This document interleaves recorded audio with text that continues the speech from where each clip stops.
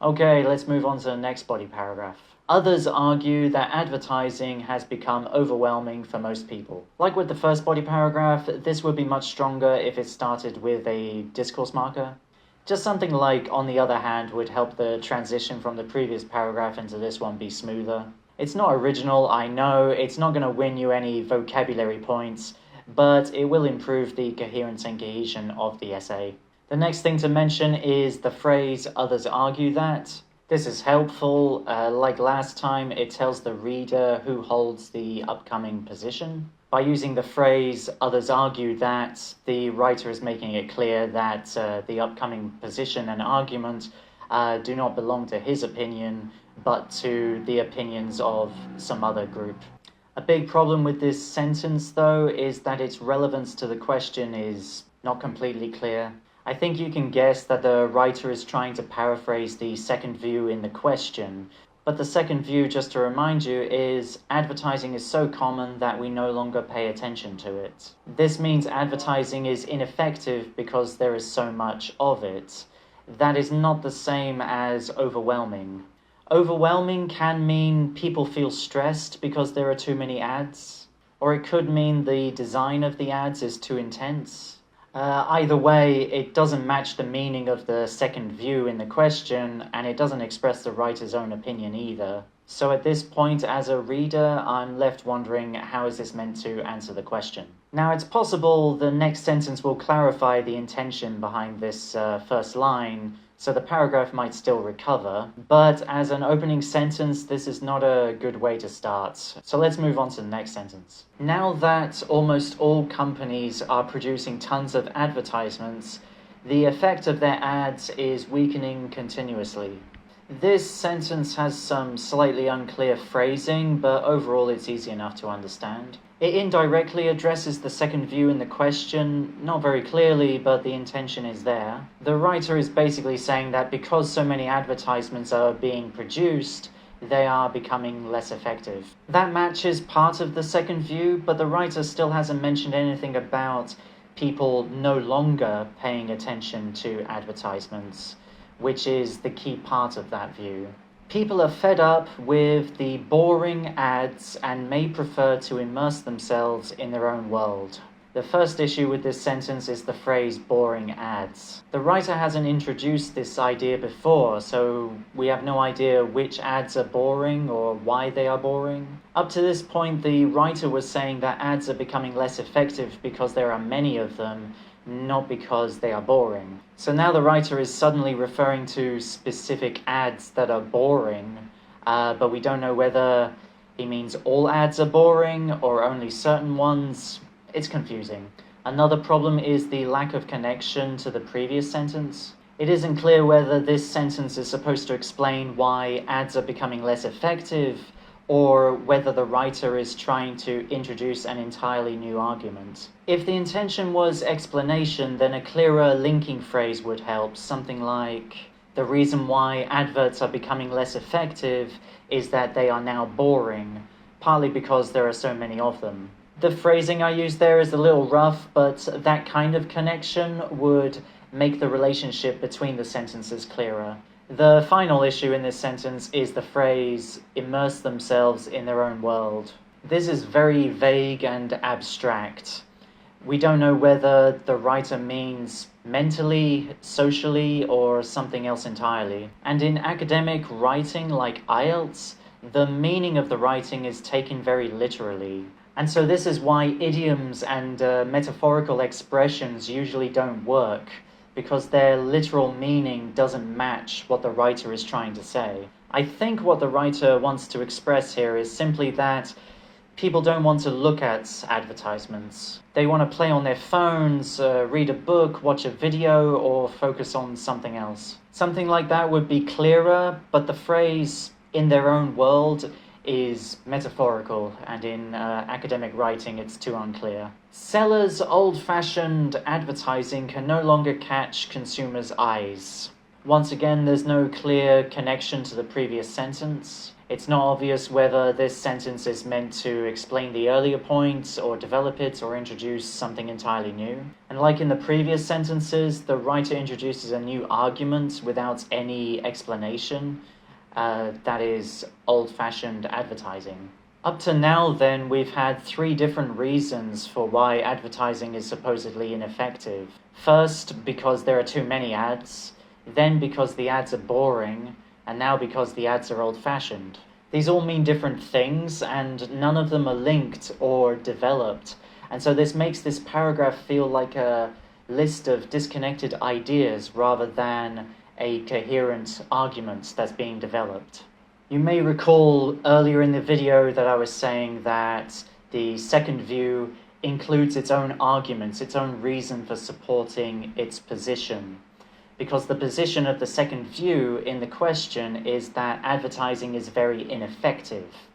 The arguments, the reason supporting that view, is that advertising is so common that no one pays attention to it. I can sympathize then with the writer struggling with this paragraph. I'm getting the impression that the writer is trying to present the position in the question, but then giving an argument to support it, but the problem is that the position already includes an argument. A way to address the second view in the question then, in the second body paragraph, would be to restate the position in the first sentence along with the arguments that's already been given in the question. And then the sentences following that would be supporting and explaining that argument. And that's it, and you don't need to make your own additional arguments necessarily. Let's move on to the next sentence. The competition has become so fierce that it is hard for companies to survive. This sentence also doesn't connect with the one before it. A linking phrase would help in this situation, but honestly, I can't even really work out how this idea is supposed to relate to the previous sentence. There is no clear logical relationship between old-fashioned advertising and companies struggling to survive. I can't see how to join them, and the writer doesn't explain this either. The bigger issue here, though, is again relevance. This idea has nothing to do with the question. The question is about the effectiveness of advertisements. The question's not about the companies who make the adverts, whether they are struggling or how fierce the competition is in the market. That's irrelevant to the question, and so this sentence just doesn't help the essay at all, and so it should be removed. And next we have, furthermore, many people no longer believe in those advertisements as more and more fake advertising is being reported. So yeah, another argument.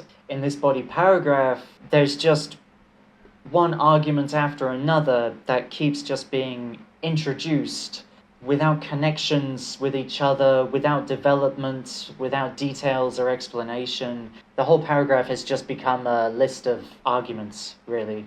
So here we have a fourth reason now, which is fake advertising. This sentence does begin with furthermore, which is a useful discourse marker, as it's often very useful for indicating to the reader that a new argument is going to be introduced now, which is indeed what happens, what has happened in this body paragraph. So there is that. There is, however, a coherence and cohesion problem in this sentence. There is this phrase, those advertisements, which is unclear. Which advertisements does this refer to? I can only assume that the writer's referring to all types of advertisements that he was mentioning earlier. The boring ones, the many ones, the old-fashioned ones. But that's just a guess, it's not clear enough here. And in any case, the second view in the question is about advertisements in general, so the writer shouldn't be referring to specific subgroups of advertisements for his arguments in any case. He should be referring to advertisements in general. A major problem then with this body paragraph is that it simply lists arguments. The writer gives 4 different reasons for why advertising is supposedly ineffective. Because there are many adverts, because they are boring, they're old-fashioned, some of them are fake, So that's 4 separate arguments in one paragraph, and none of them are developed. For a Band 6 in task achievement, you need to support and explain your ideas. You don't need a lot of support or explanation, or even very good support or explanation, but there needs to be some. Listing arguments without any development or the kind of support is the sort of thing that will drag down an essay to a Band 5 in task achievement. For a Band 7 or higher in task achievements, the support and explanation for your arguments needs to be clearer and more effective.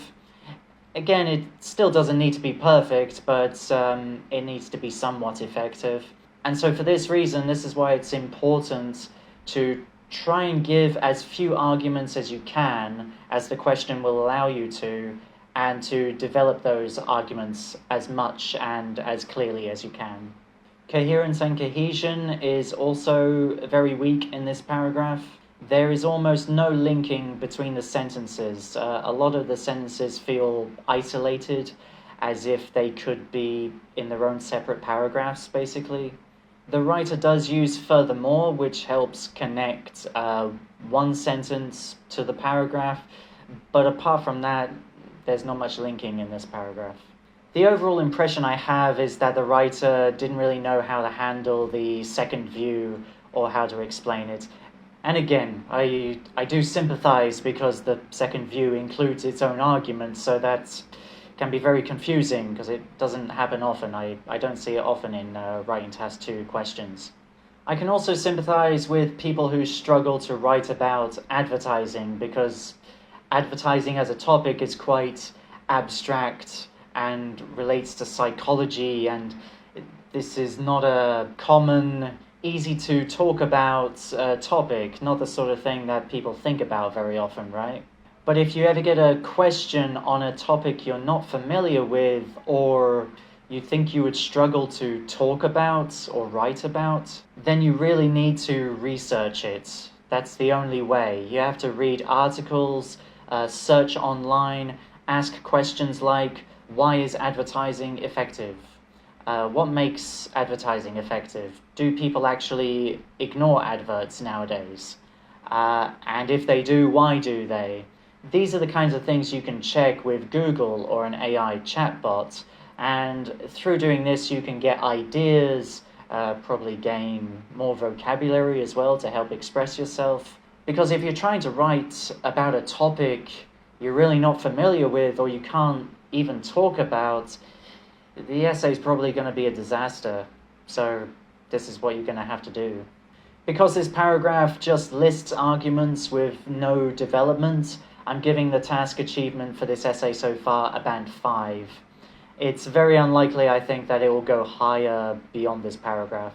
As for coherence and cohesion, this paragraph is weak, but I can still follow it, and the introduction and the first body paragraph were better. So overall, I'd give coherence and cohesion a Band 6 for now, although it is moving in the direction of a Band 5. If the following paragraphs are really bad, then it could still drop to a Band 5, I think.